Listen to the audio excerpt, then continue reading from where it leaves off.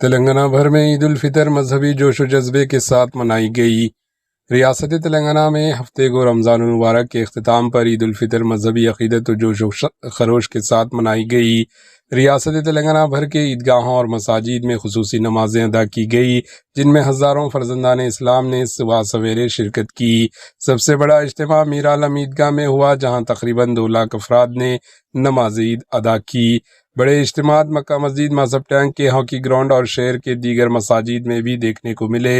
سابقہ کرکٹر اور موجودہ تلنگانہ کے منسٹر محمد اظہرالدین نے بنجارہ ہلز میں نماز ادا کی، جبکہ مجلسی صدر و رکن پارلیمنٹ حیدرآباد بیرسٹر اویسی میر عالم عیدگاہ میں موجود تھے۔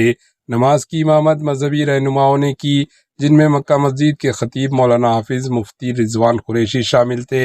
انہوں نے امن و خوشحالی کے لیے دعائیں کی۔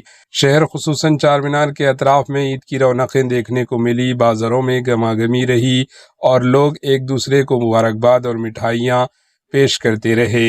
پولیس اور مقامی انتظامیہ نے بڑے نمازی مقامات کے قریب ٹریفک ڈائیورشن سمات وسیع انتظامات کیے تاکہ پرامن اور خوشگوار جوش کو یقینی بنایا جا سکے۔